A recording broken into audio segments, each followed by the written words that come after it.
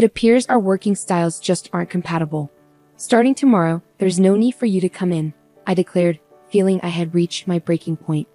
I couldn't continue working under such leadership any longer, so I made my decision on the spot. Understood. I'll tender my resignation effective immediately. Thank you for the opportunity, I replied calmly, though inside I lamented leaving a job I once cherished. As I adjusted to the hectic pace of my days, a new clerk approached me with news of a visitor. Curious, I made my way to the reception room, where I found Samantha waiting. John, please reconsider returning to our company, Samantha implored, surprising me with her humility. Gone was the stern, demanding figure I once knew. My name is John Baker, and I have been dedicated to our boutique couture shop in this small town for 20 years. Despite its couture label, our clientele for bespoke items has diminished, prompting us to expand our offerings to include suits, shirts, and even school uniforms to sustain our business. Despite the changing landscape, I've always cherished our shop for its strong community roots and values. However, the atmosphere shifted when our long-standing president fell ill.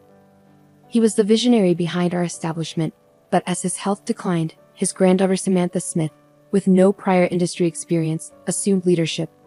While the transition occurred smoothly, Samantha's approach to management left much to be desired. I found myself particularly singled out by her harsh scrutiny. Samantha, how are our sales faring recently? I urge you to secure new contracts promptly, she demanded, clearly irritable. I've been actively seeking opportunities, but it's challenging to attract clients interested in culture.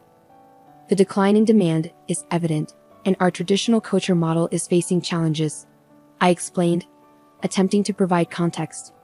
However, Samantha's response was unforgiving. I don't want excuses. It's not a matter of impossibility, it's a matter of effort. Until you bring in new contracts, merely servicing existing clients won't suffice. I expect you to expand our client base, she retorted with a heavy sigh, leaving little room for discussion. Don't assume you're here indefinitely. Spend more time networking outside. Don't return until you've clinched a contract, Samantha commanded, rising from her seat, her designer bag and impeccably tailored suit serving as symbols of her authority as the company's president. However, her penchant for spending work hours at spas and salons eroded the respect of her employees. Taking a break, Miss President?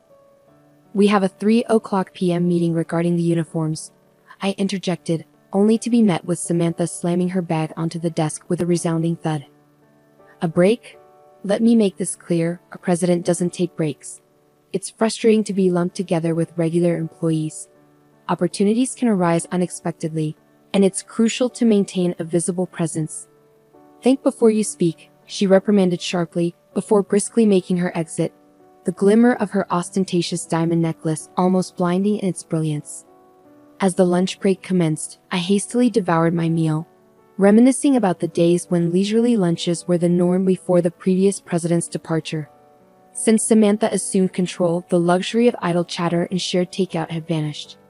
Instead, there was an unrelenting emphasis on performance metrics and contract acquisition, with Samantha often remarking, "If you have time for lunch, you have time to sell." It was a stark departure from the camaraderie we once shared, leaving me wistful for those bygone days. However, sentimentality must take a backseat today. Amidst my packed schedule of client visits, securing a new contract is imperative. While skipping pleasantries with established clients could potentially increase sales visits, I remain steadfast in my belief that nurturing personal connections is paramount. There's a unique joy in collaborating with trusted tailors and selecting couture pieces together, fostering a sense of trust that transcends mere transactions. It's these enduring relationships that compel customers to invest in our culture for their special occasions.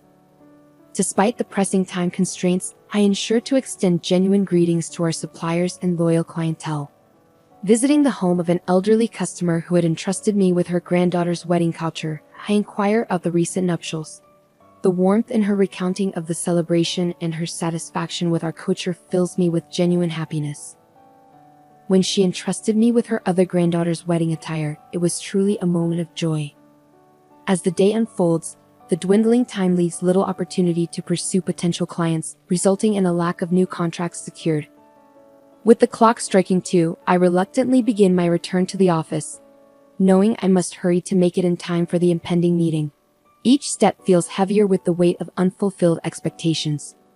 Upon my return, Samantha's probing words greeted me, igniting a sense of dread. Her assumption that I must have secured a contract due to my absence from slacking off left me speechless. Samantha's presence, unusually early for once, seemed to amplify the tension in the room, threatening to unravel my composure. My hesitant response only seemed to exacerbate Samantha's displeasure as she kicked the desk, her voice escalating in frustration. No results? You're becoming a liability to the company. Perhaps it's time you started looking for a new job. There's no shortage of skilled individuals, unlike someone in their 40s with no discernible talents. Her words stung, fueling my irritation as I reluctantly shared the modest progress I had achieved. Despite the positive feedback from a client who expressed interest in utilizing our services again, Samantha's reaction was far from encouraging.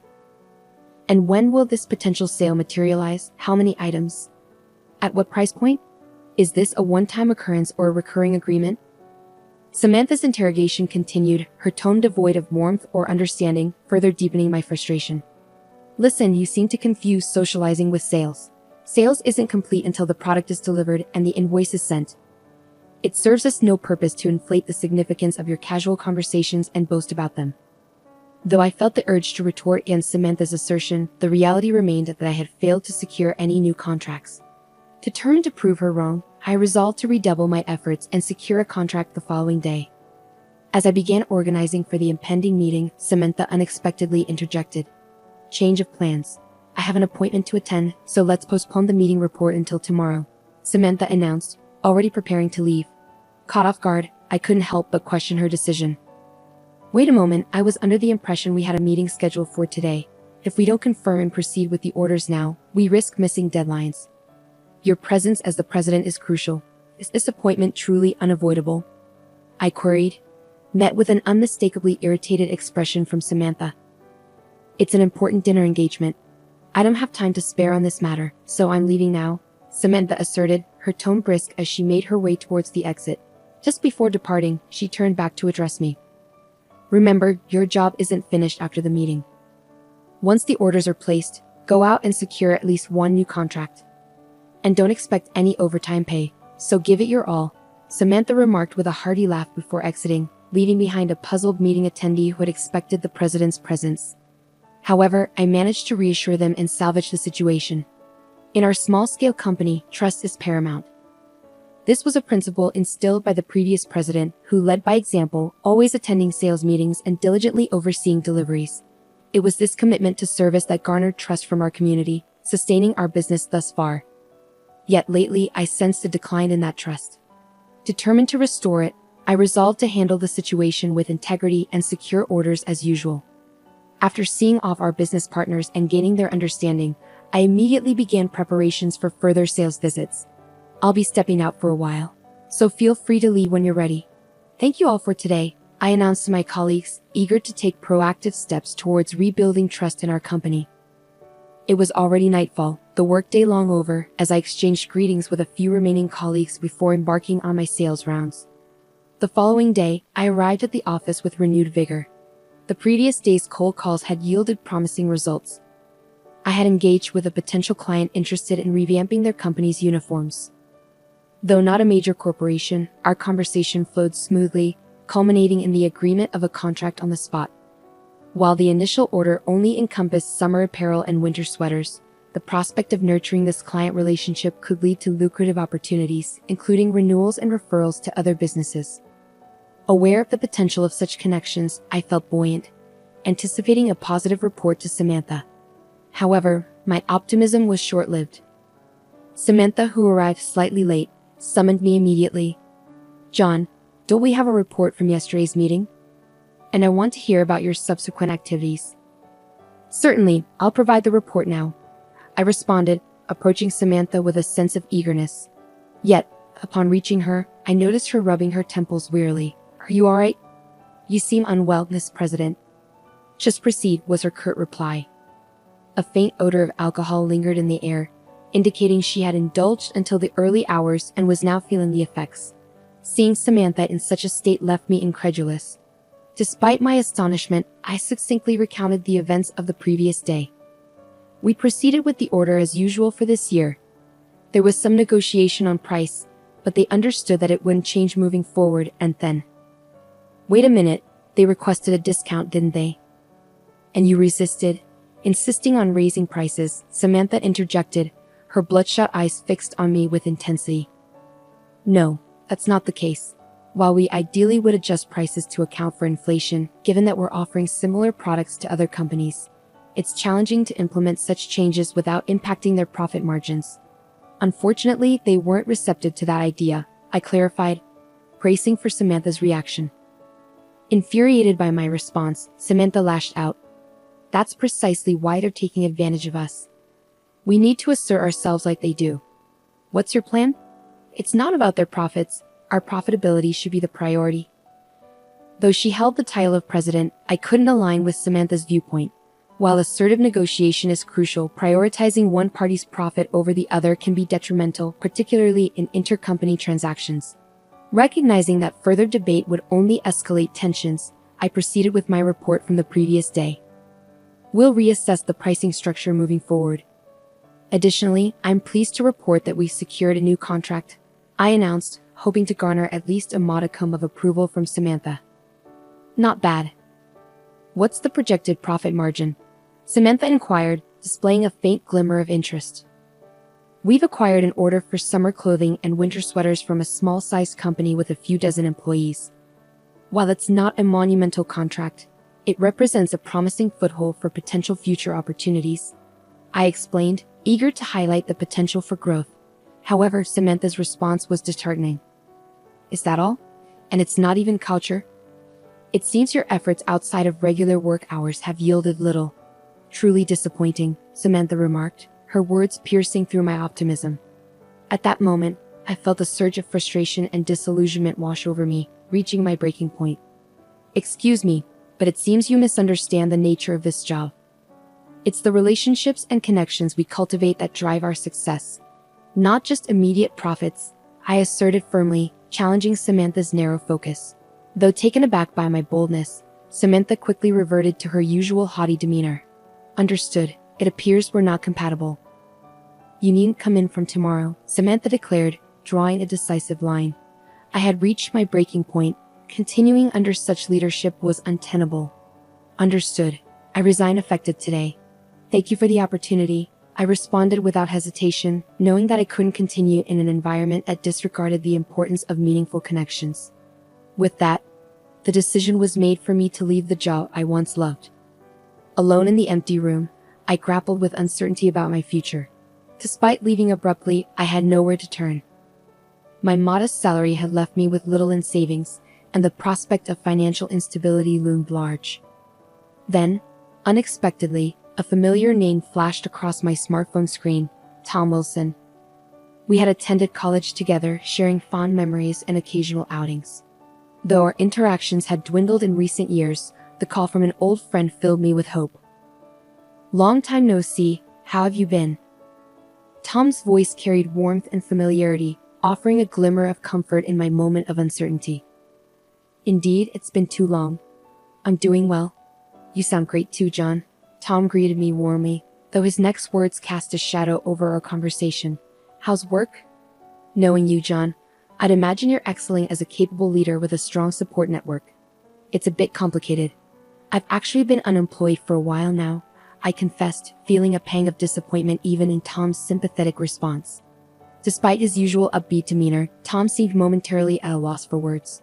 It's been challenging, I added, trying to lighten the mood. It must have been tough. Let's not dwell on it over the phone. How about we meet up for drinks? It's a sudden invitation, but what do you say about today? Tom proposed, and I eagerly accepted.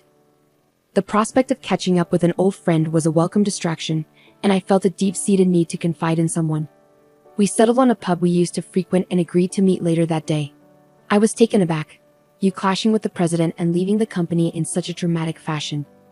You used to avoid conflicts at all costs, always quick to apologize even when it wasn't warranted, Tom remarked, genuinely surprised by my recent upheaval. I was surprised myself, but I couldn't reconcile with the new president's approach. It's one thing not to understand the intricacies of fieldwork, but disregarding the needs of clients and partners entirely was a deal-breaker.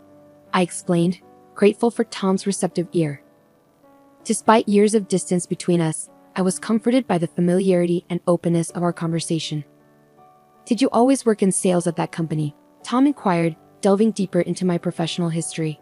Sales was certainly a big part of my role, but I also dabbled in website development and attempted to introduce new products.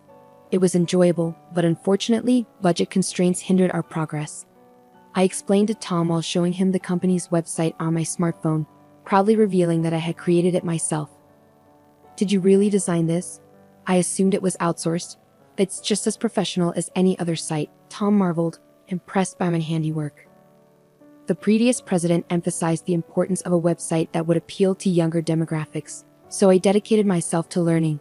While Couture is undeniably beautiful, the industry is facing challenges. I had to think outside the box, I elaborated, recalling the efforts I had invested in the project. But with our company's size, there are limitations, Tom observed, leaning in attentively as I continued. True, but I had ideas that I wasn't able to fully realize, I confessed, seizing the opportunity to share my aspirations with Tom. The demand for everyday culture may be declining, but there's a growing need for attire for special occasions and social media appearances. By focusing on these niche markets and catering to inbound demand, I believe we can chart a successful course forward, I explained passionately, articulating my vision for the future. Indeed, I had aspirations beyond just culture. I envisioned introducing high-quality leather goods under our brand at a slightly lower price point. Offering consumers affordable yet luxurious products would not only be appreciated, but could also yield substantial profit margins. We can't rely solely on thin margins to sustain our business, I explained to Tom, elaborating on my vision for diversification. Tom listened intently, his arms crossed as he contemplated my words. So, was it the lack of initial investment, or did you abandon the idea due to insufficient funds? It was a combination of both, along with the current president's strong opposition, I admitted. She argued that Couture Shop shouldn't stray into other ventures. I understood her desire to preserve the legacy of the previous owner's cherished Couture Shop without deviating from tradition. However, it's becoming increasingly difficult to resist the inevitable changes brought about by time and the declining industry. I had hoped to inject new ideas into the company, but they weren't well received. Finishing his beer in one gulp, Tom turned to me with a serious expression.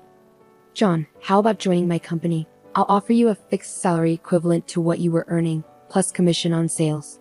It's a pretty good deal, don't you think? His eyes held a sense of determination. I was taken aback by Tom's offer to join his company. I had known he was running his own brand as a sole proprietor, primarily online without a physical store. But I never imagined he could afford to hire someone like me. When I expressed my surprise and sought confirmation, Tom chuckled and reassured me, "You underestimate me. While my main business operates online, relying on outsourcing alone isn't sustainable in the long run. It's time for expansion, and I believe bringing you on board is the right move." He leaned in, whispering the impressive turnover of his store and his monthly earnings, leaving me in shock. The amount he made in a month far exceeded my yearly income. "So, I'm looking forward to having you join us. I'll be counting on you starting next week," Tom concluded, and we agreed to formalize the contract later, sealing my employment at his company. Upon joining Tom's company, I wasted no time in making an impact. I revamped the website, making product searches easier and more intuitive. The result was a tenfold increase in page views almost immediately. Additionally, I introduced suits and leather accessories to augment the range of products, which had previously consisted mainly of t-shirts. The quality and usability of these new additions were well received, and positive word of mouth quickly translated into increased sales that outstripped those of the t-shirts. Hey, the orders just keep pouring in, but production can't keep up. Can you help us out?" Tom exclaimed, overwhelmed by the surge in demand. Offering high-quality products at affordable prices, coupled with the brand reliability he had built over time, I felt a sense of fulfillment being able to implement ideas that were previously hindered by budget constraints. As purchase notifications continued to flood in on the tablet, I realized production was nearing its limit, leaving Tom both pleased and scratching his head. "Your former company let go of a real talent. It's not just about timing or environment, it takes skill. But I appreciate the compliment," I admitted humbly, reflecting on the journey that led me to this moment of success alongside Tom. As my smartphone rang, displaying Samantha's name on the screen, I couldn't help but feel a pang of apprehension. Curiosity got the better of me, and I nervously answered the call. "Hello, John. Something terrible has occurred. Can you return? I need you back right away. Is that possible?" Samantha's voice sounded more frantic than I had ever heard it, prompting me to listen intently. "What's happened?" I inquired, my concern growing with each passing moment. "Our Couture clientele has threatened to take their business elsewhere if you're not present. Additionally, our partners are specifically requesting your involvement, and the company website is experiencing ongoing issues due to a lack of updates. Can you return promptly to assist?" Even though I had parted ways with the company, I responded courteously. "I understand the urgency, but I don't believe it's appropriate for me to directly engage with clients anymore. However, I'm willing to address the website and system issues on my next day off. I didn't formally hand over that responsibility, so I accept full responsibility for any oversights," I explained calmly, attempting to offer a reasonable solution. Despite my efforts to accommodate, Samantha's response indicated dissatisfaction. "What do you mean? Just come back. Considering everything the company has done for you, why are you hesitating?" Samantha's tone was a mix of urgency and frustration. "I was let go from the company. Are you suggesting a rehire?" I questioned, trying to clarify the situation. "Don't be so arrogant. I assume you're struggling financially now, right? I can offer you the same salary as before, so there's no need to worry," Samantha retorted, her tone dripping with condescension. "Apologies for the interruption," Tom interjected, unable to contain his laughter. He mimed a gesture of encouragement, silently urging me to stand my ground against Samantha's presumptuous offer. "Do you have any idea about my current salary? I likely earn in a month what you make in a year. In fact, my current salary could surpass the annual revenue of my former company within just a few months," I calmly asserted, making it clear that financial incentives weren't a compelling reason for me to return to my old workplace. Despite cherishing memories from my previous job, I found fulfillment in my current position and had no desire to work under such leadership again. After politely bidding Samantha farewell, I ended the call. Since joining Tom's company, our operations had grown exponentially. With my contributions, we forged partnerships with outsourcing firms and attracted new talent, leading to rapid expansion. Witnessing the success of products I helped develop being embraced by consumers and shared across social media, I felt a profound sense of satisfaction.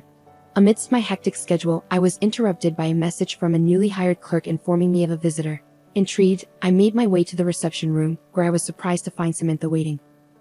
"John, I'm begging you, please reconsider coming back to our company," Samantha pleaded, her desperation palpable.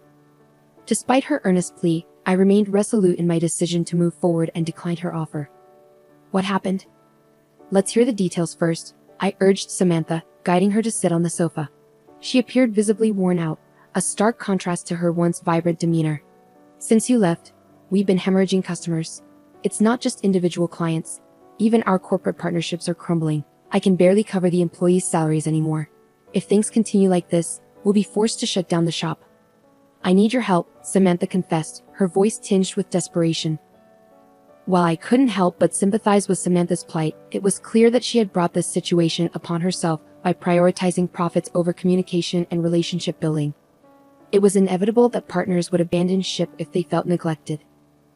"I'd like to assist, but I'm currently overwhelmed with responsibilities at my current company. I'm sorry, but I can't offer you immediate help," I responded, regret lacing my words.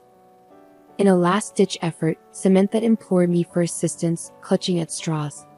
"Samantha, it's time to gather your strength. Have you exhausted all possible avenues? Now is the moment to take decisive action. Rebuilding trust requires face-to-face interactions, understanding their needs, and showing empathy for their concerns. Please dedicate yourself to what you've neglected until now. It's the only way forward," I advised firmly yet empathetically. With newfound resolve, Samantha wiped away her tears and nodded resolutely. "You're right. I've made mistakes, but I'll start rectifying them from this moment onward." As I reflected on Samantha's plea for help, I couldn't shake the feeling of powerlessness that gripped me. Despite my genuine desire to assist, the prospect of starting anew seemed daunting and nearly impossible. Thoughts of the predecessor, to whom I owed so much, weighed heavily on my mind. I was determined to prevent the beloved company from succumbing to bankruptcy, but amidst the demands of my current responsibilities, I struggled to conceive of any actionable solutions. Frustrated, I bit my lip, grappling with the enormity of the situation. Several years had passed since I joined Tom's company, and during that time, our growth had been exponential. With each expansion came an increase in the number of companies we engaged with. "John, what do you think of this?" "I believe it would be perfect for an important dinner date," Samantha proposed eagerly, seeking my opinion. "It's fantastic. Exactly as I envisioned, and the fabric is exquisite," I replied, genuinely impressed. The response to our announcement on social media was overwhelmingly positive, culminating in a significant order placement. "We'd like to place an order worth $50,000 with your company for now." "Thank you so much," the client expressed their gratitude. Following this successful transaction, the performance of Tom's company soared to new heights, prompting the establishment of new departments and the hiring of additional staff. I played a pivotal role in developing hit products, particularly in the suit department. By infusing culture designs and fabrics as accents into our suits, we garnered praise not only from domestic customers but also from international clientele, expanding our market rapidly. The challenge of securing a steady supply of quality fabric and forging connections with culture-focused companies led me to reach out to Samantha for assistance. To my surprise, Samantha not only sourced the fabric we needed, but also provided invaluable consumer-oriented suggestions, resulting in a product that exceeded our initial expectations. "I truly appreciate your help, Samantha." "Thank you," I expressed my gratitude, noting the slight blush that colored Samantha's cheeks. "Have my efforts made a difference?" "I've learned so much from you, John." Despite holding the title of president, I realize now how misguided I was in my approach. I was consumed by a desire to assert my authority in an industry I knew little about. It was a grave mistake. But thanks to your guidance, I've learned the importance of fostering relationships with employees and partners, ultimately earning the trust of the community. "I'm confident that my company will continue to thrive," Samantha reflected sincerely. Meanwhile, Tom, who had always been immersed in his work, found himself embarking on a new chapter as he tied the knot with a significant partner. As I witnessed Tom's happiness on his wedding day, I couldn't help but share in the joy as if it were my own. "Congratulations, you're absolutely radiant," I exclaimed, admiring Tom's appearance. "Well, it's all thanks to the impeccable design of this suit. I just hope I can live up to its elegance," Tom replied with a chuckle. Sharing in the laughter, we exchanged heartfelt wishes, savoring a moment of joy that illuminated the routine of our everyday lives and transformed a fleeting occasion into a cherished memory. It was a reminder of the transformative power of clothing, and I felt privileged to be part of an industry that wielded such influence. With renewed determination, I resolved to continue crafting work that brought beauty and joy to the lives of others.